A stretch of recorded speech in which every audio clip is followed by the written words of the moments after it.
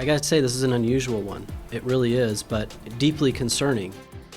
Now at 6, DA Nathan Vasquez weighing in after a grown man allegedly pretending to be enrolled at local middle schools, what age the suspect actually is, and why he is now being accused of sexually abusing multiple children. Plus, I was hoping more progress would have been made by now. Well, the big question in the NBA is fans look for an update on the renovations to the Moda Center. Commissioner Adam Silver's hopes for Rip City's future ahead in a live report. and Tasmania's favorite 2,200-pound tourist is returning to the ocean. Why Neil the Seal's departure. A welcome break for residents coming up as your news at sunrise starts right now.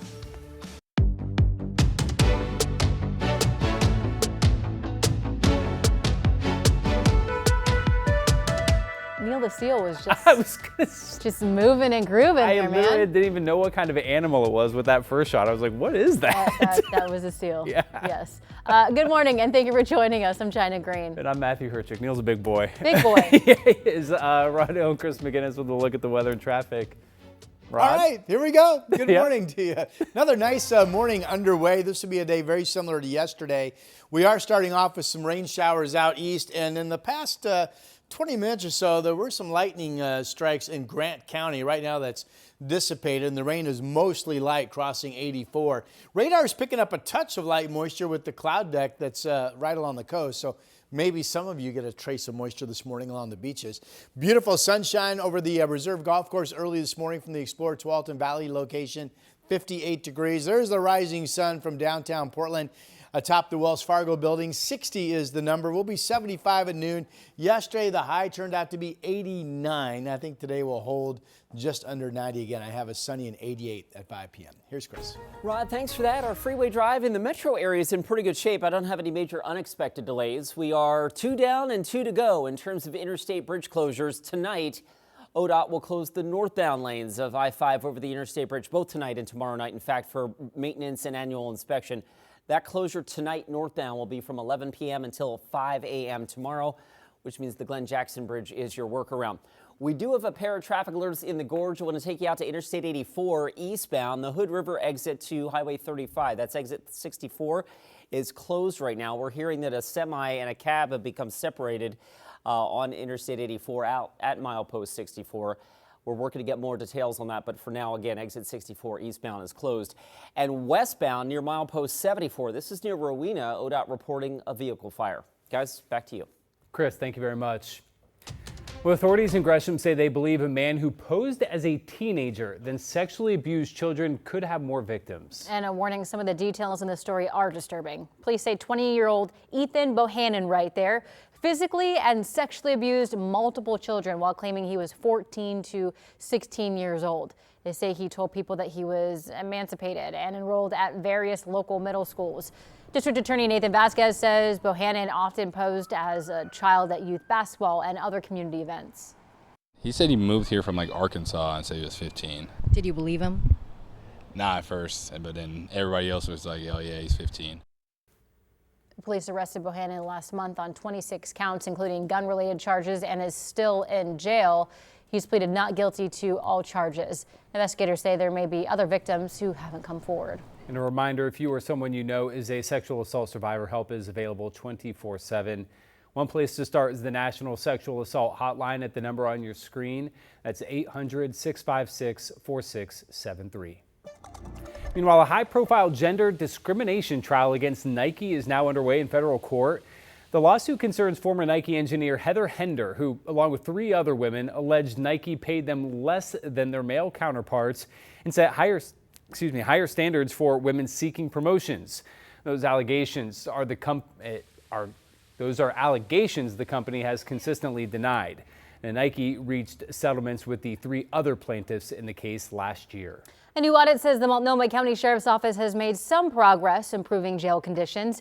The county auditor says the Sheriff's Office has implemented about half of the 10 recommendations made in 2022. The audit says the biggest ongoing concern is the continued use of solitary confinement, especially for people with mental health conditions. The Sheriff's Office says it strives for continuous improvement Will review the report and implement recommendations it agrees align with best practices. A deadly crash shut down parts of Airport Way last night. That happened between 138th and 148th around 8:30 p.m. Police say a motorcyclist was dead when they got to the scene. No other vehicles were involved. And this was the second serious crash yesterday involving a motorcycle in Tigard. A motorcyclist collided with a truck on Highway 217 and became trapped underneath it. This was near the ramp from Greenberg Road. It blocked a couple of southbound lanes on 217 for more than 2 hours. Crews had to use hydraulic equipment to lift the truck and free the motorcyclist. They were taken to the hospital with serious injuries. Neighbors in Portland's Pearl District say they're frustrated with police response and the lack of resources in their community, so they're taking matters into their own hands by creating the Pearl Patrol. It's a volunteer outreach effort to help those suffering on the streets. Many in the neighborhood point to the overnight shelter on Northwest Northrop Street as a leading cause to the area's crime and homelessness. So up to 10 hours a week, volunteers focus on building relationships with those on the street and connecting them with services. I think it's a really good idea. We want to be able to walk on the streets and feel safe, and we want to see these people taken care of.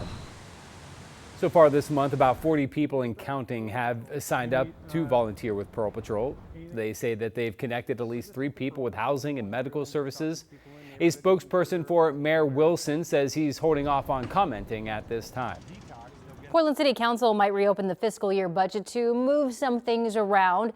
The 2 biggest items they're considering: amending the budget to move more than $7 million from the Portland Clean Energy Fund to restore some cut positions and help support employees whose jobs have already been cut, and adopting a supplemental budget to reduce the potential risk to city services. The proposed supplemental budget would move about $12 million to preserve 30 positions across the city, restore cuts to public safety, and extend benefits to laid off employees.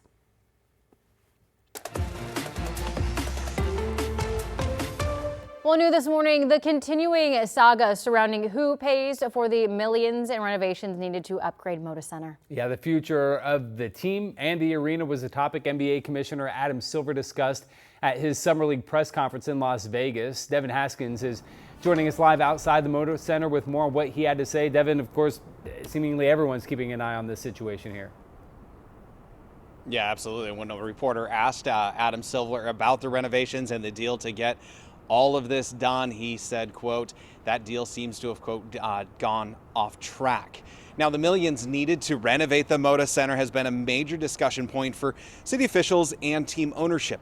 New Trailblazers owner Tom Dundon thinks the renovations should be publicly funded and not come out of his pocket. The mayor wants the city to kick in around $120 million to renovate the building, but some city officials want the new billionaire owner to pony up the cash himself. NBA Commissioner Adam Silver was asked about all of this, the renovations, a deal with the city, and the future of the team during his Summer League press conference. What we are most focused on right now, the league office, is the deal that we discussed when we were in Portland in March. I was hoping more progress would have been made by now on that agreement, and it seems to have gone off track in various ways. We're working with both sides to ensure that the Trailblazers can have a long-term future in Portland. Keep in mind the city owns Moda and needs to approve a deal by December in order to release several $1 million in funds through the state. Proponents say for that to happen, that would keep the Trailblazers here in the city, something a lot of fans want to have happen. Back to you. Our Devin Haskins reporting live this morning outside of Moda. Thank you, Devin. And NBA Commissioner Adam Silver also addressed the league's process of deciding whether to expand to Seattle or Las Vegas or both. During yesterday's Board of Commissioners meeting, Silver reiterated that he is hopeful that a decision will be made by the end of the year. He added a handful of potential ownership groups have declared interest publicly. If the league expands, whether to Las Vegas or Seattle or both, the likely target is the 2028-29 season. And the Blazers picked up their first Summer League win. The star of the show was center Jan Hansen, who put up 18 points and 10 rebounds to help the Blazers to a 111-84 win over the Wolves. Next up, the Blazers will take on the Nuggets tomorrow night in Las Vegas. Tip-off is set for 7 p.m. Well, it was an early game for the Portland Fire. The Fire taking on the Connecticut Sun yesterday with a 8 a.m. tip-off. The Fire got off to a slow start, falling behind by double digits in the first half. They gave it their all in the fourth quarter, though, rallying to score the first 8 points and then capping a 13-0 run, but wasn't enough. The Sun taking home the win. Final score 90-87. The Fire stay on the road for the rest of the week. Next game is the nation's capital against Washington Mystics tomorrow. Tip-off is at 4 p.m. At 6:10, head over to Rod for a look at the forecast. Can't blame him for a slow start and an 8 a.m. tip-off. That's early. I mean, granted, it was 11 o'clock local time, but still. That's Call time was like 6 o'clock probably. barely awake by then. I mean, we are. But. You guys, I was going to say, you guys are saying 8 o'clock in the morning is early? I don't get it. For those at home who don't know, we all get up about 2 a.m. This is midday. What's for supper? All right. Here's our Futurecast movie. We are tracking scattered storms to develop this afternoon in eastern and central Oregon. And as you can see here, getting into the evening hours along the Cascades. And it's possible that some of this heavy shower thunderstorm action will actually pop into parts of the Willamette Valley in southwest Washington later overnight tonight into early tomorrow morning. So that rain threat to begin your Thursday is still part of the forecast. Let's show you some of our rising sun sky cameras. They're just gorgeous this morning with partly cloudy to mostly sunny skies out the door. There's the Chehalem tasting room in Sherwood, 57 degrees. Here's the sun from Vancouver looking off to the east from the Springs at the waterfront location along the river. Temperature in Clark County is 60 degrees. One more, there's the rising sun from the Wells Fargo building, 60 degrees is the temperature. And here's the afternoon map. Again, what I mentioned a moment ago, the storm chance in eastern, central, and eventually along the Cascades today. There will be some 90s. LeGrand, Pilton, the Dalles, Madras, Bend 87. Looks like we'll hold in the mid to upper 80s up and down I-5 today. And we have cloudiness and temperatures will be in the 60s this afternoon along the coast. So our 7-day forecast, 88 today. That chance of rain and stormy weather mainly early tomorrow morning. A high of only 78 tomorrow, and then a comfortable 82 on Friday. We start to warm up for the weekend, 85 Saturday, nearing 90 on Sunday, kind of where we were yesterday and where we will be today. And then we could have a couple of days reaching up into the 90s next week. I talked yesterday that there were signs of a big bad heat wave next week. The modeling has backed off on that for the time being, so good news there. Back to you.